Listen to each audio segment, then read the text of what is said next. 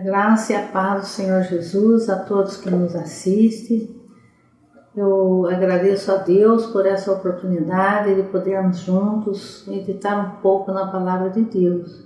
Estamos fazendo um estudo sistemático da Bíblia, estamos estudando hoje o livro de Mateus. Mas eu quero convidar você para entrar comigo na presença de Deus em oração, amém? Senhor meu Deus, meu Pai, te agradeço por essa oportunidade de estarmos aqui, Senhor, falando da Tua Palavra. Quero pedir agora, Senhor, que o Teu Espírito Santo se faça presente, nos dando sabedoria para falar, Senhor, e também abrindo os ouvidos e os corações de todos aqueles que estão nos assistindo, para que possamos, Senhor, ser edificados pela Tua Palavra. Peço Tuas bênçãos, Senhor, na vida de todos que nos assistem e na vida daqueles que nos ajudam a fazer esse programa. Agora, meu Deus, fica conosco, Senhor, dirigindo todo o nosso trabalho. Amém. Bem, nós estamos então estudando o livro de Mateus, o Evangelho de Mateus. E hoje nós vamos meditar no capítulo 2 de Mateus, dos versículos de 1 ao 12, amém? Se você tem uma Bíblia na mão aí e pode nos acompanhar ou anote, depois você pode estar lendo e meditando novamente em tudo que foi dito, amém? Então o capítulo 2 de Mateus diz assim: Tendo Jesus nascido em Belém da Judéia, no tempo do rei Herodes, vieram uns magos do Oriente a Jerusalém e perguntavam: Onde está aquele que é nascido rei dos judeus? Vimos a sua estrela no Oriente e viemos adorá-lo. Quando o rei Herodes ouviu isto, alarmou-se e com ele toda Jerusalém. E convocando todos os principais sacerdotes e escribas do povo, perguntou-lhe onde havia de nascer o Cristo. Eles lhes responderam: em Belém da Judéia, pois foi isto que o profeta escreveu.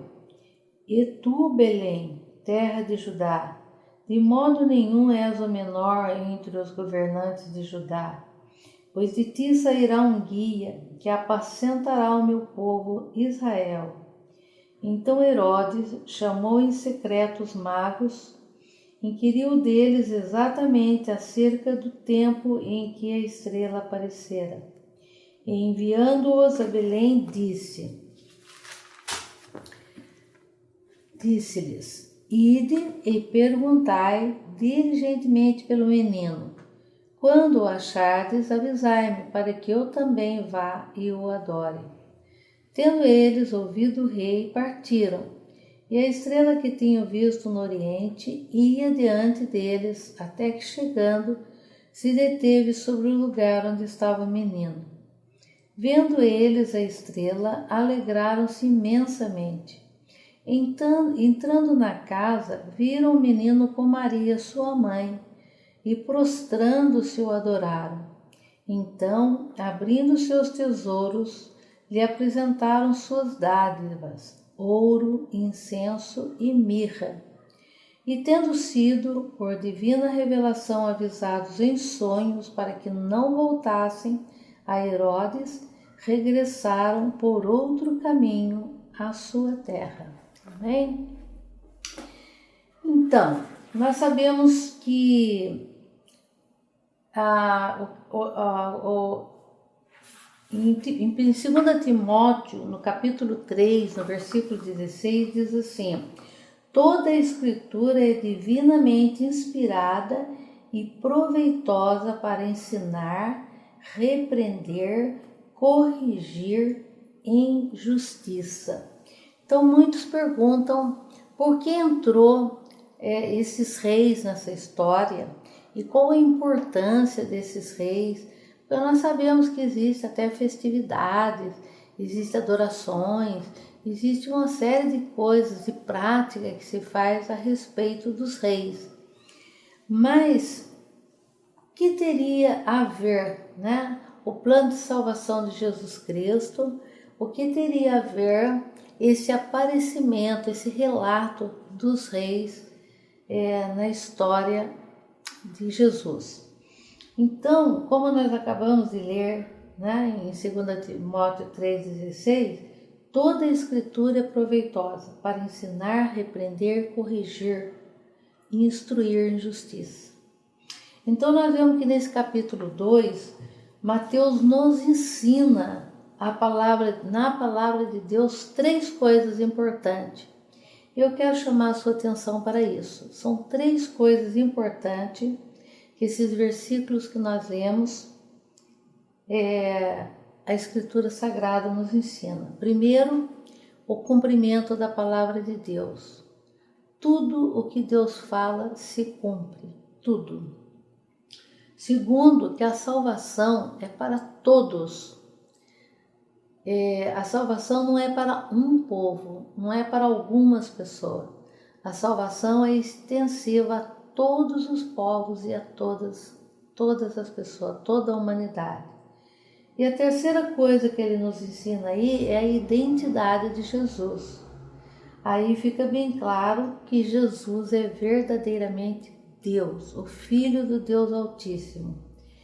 E aqui na terra ele teve como Deus, como profeta e sacerdote, além de muitos outros títulos que ele recebe em função daquilo que ele faz, como mestre, né? Mas a gente vê que a identidade de Jesus aqui, ela é claramente apresentada como Deus, profeta e sacerdote. Amém? Mas vamos falar um pouquinho sobre essa questão dos reis.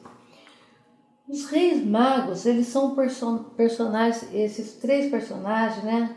Não sei se são 3, porque na verdade eles são citados em Mateus, como nós acabamos de ler, que são personagens que vieram visitar Jesus. Por quê? Porque eles receberam lá no Oriente uma revelação de Deus que o Salvador, o Rei dos Reis, tinha nascido. E como reis, eles deveriam vir visitar um novo rei que tinha nascido. E trazem presentes para Jesus, né, que é o ouro, o incenso e a mirra. Veja que o evangelista aqui, ele não diz que são 3 reis. Ele não diz a quantia. E também ele não menciona o nome dos reis. Nós acabamos de fazer a leitura de 1 a 12 e ele não se refere nem ao número e nem ao nome dos reis. Então, como que se diz que são 3 reis e tem o nome deles também? É Melquior, Baltazar e Gaspar. Então, esses nomes, onde que eles apareceram? Eles apareceram no Evangelho Apócrifo. A nossa Bíblia não tem os Evangelhos Apócrifos, nenhum livro apócrifo. A nossa Bíblia, ela contém 66 livros canônicos, né? Os livros canônicos, nós já falamos em outras oportunidades, são livros inspirados por Deus. O Espírito Santo orientou homens a escrever, homens escolhidos por eles. Mas os livros apócrifos, por que eles não estão contidos na nossa Bíblia? Porque esses livros, eles podem ter sim grande valor histórico, são documentários, são informações importantes, mas não são livros inspirados por Deus. E além disso, a gente não pode dizer que tudo que ali se fala é verdadeiro, né? Então, mas esses livros apócrifos, eles são muito usados, principalmente pela Igreja Católica, né? E muitas histórias, muitas coisas que foram envolvidas nas religiões, eles vêm dos livros apócrifos, não dos livros canônicos. E aqui, então, acredita-se que o nome dos reis, Melquior, Baltazar, Gaspar e 3 reis, esses nomes aparecem no Evangelho Apócrifo Armeno da Infância, que apareceu no fim do século VI e no capítulo 5 e 10 do texto diz assim. Então, essa leitura que eu vou fazer aqui não é de um livro canônico, ele não está na nossa Bíblia, é um livro apócrifo, tá? E esse livro diz assim: um anjo do Senhor foi depressa ao país dos persas para avisar aos reis magos e ordenar a eles de ir e adorar o menino que acabara de nascer. Estes, depois de ter caminhado durante 9 meses, tendo por guia a estrela, chegaram à meta exatamente quando Maria tinha dado à luz. Precisa-se saber que naquele tempo o reino persiano dominava todos os reis do Oriente, por causa do seu poder e das suas vitórias. Os reis magos eram 3 irmãos, Melquior, que reinava sobre os persianos, Baltazar, que era rei dos indianos, e Gaspar, que dominava nos países dos árabes. Os 3 reis são chamados de magos, não porque eles fossem espertos em magia, né? Ou seja, eles não eram adivinhos, não faziam mágica, mas eles tinham esse nome de magos porque eles tinham um grande conhecimento em astrologia. E de fato, entre os persas, eles chamavam de magos os astrólogos, né? Que faziam previsões, faziam estudo dos astros. Mas a gente poderia dizer que esse termo mago, usado por eles, poderia se equiparar aos que chamavam os judeus de escribas, ou os gregos de filósofos, ou os latinos de sábios. Então poderiam ser escribas, poderiam ser filósofos, ou poderiam ser homens sábios, né? Então, veja que essa leitura que eu acabo de fazer, ela não está na Bíblia. Nós não encontramos isso na nossa Bíblia, porque é um documentário tirado de um livro apócrifo, como eu disse. Agora, como eu dizia, esse texto ele quer nos ensinar 3 coisas importantes, né? Então, o primeiro é o cumprimento da palavra. E nós sabemos então que Deus não é como o homem, né? Porque nem tudo que o homem faz ele cumpre. Mas Deus não. Deus é um Deus de promessa, é um Deus de aliança. Deus, quando ele diz que uma coisa vai acontecer, vai acontecer. No tempo dele vai acontecer. As promessas de Deus. Eu gostaria de voltar aqui aos versículos de 1 a 6, para que a gente possa tentar para esse assunto, né, que é o cumprimento da palavra. Tendo Jesus nascido em Belém da Judéia, no tempo do rei Herodes, vieram uns magos do Oriente a Jerusalém. Então veja que aqui ele fala uns magos, ele não disse quantos. E vieram do Oriente, realmente vieram do Oriente. E perguntavam, onde está aquele que é nascido rei dos judeus? Vimos a sua estrela no Oriente e viemos adorá-lo. Quando o rei Herodes ouviu isto, alarmou-se e com ele toda a Jerusalém. Ora, veja bem, Herodes, ele reinou há muito tempo na Judéia, sua dinastia durou mais de 100 anos.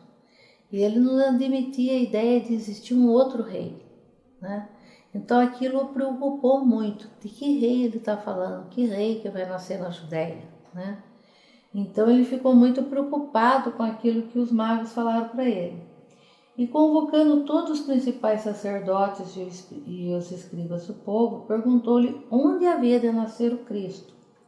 E eles responderam, em Belém da Judéia, pois foi isto que o profeta escreveu. Então atentemos agora para esse versículo. E tu, Belém, terra de Judá, de modo nenhum és o menor entre os grandes governantes de Judá, pois de ti sairá um guia e apacentará o meu povo Israel. Profecia. O profeta escreveu, palavra de Deus, e agora estava se cumprindo. Então, muito antes, Deus já tinha prometido o Salvador. E agora está se cumprindo a palavra de Deus. Mas nós não temos tempo para continuar agora. E eu quero convidá-lo para continuar conosco no próximo programa, onde nós vamos falar sobre o cumprimento da palavra de Deus. O que Deus fala, Deus cumpriu. O que Deus falou, Deus cumpriu, e tudo que Deus não cumpriu ainda, Ele vai cumprir. Amém? Deus abençoe e eu te aguardo no próximo programa. Amém? Até lá.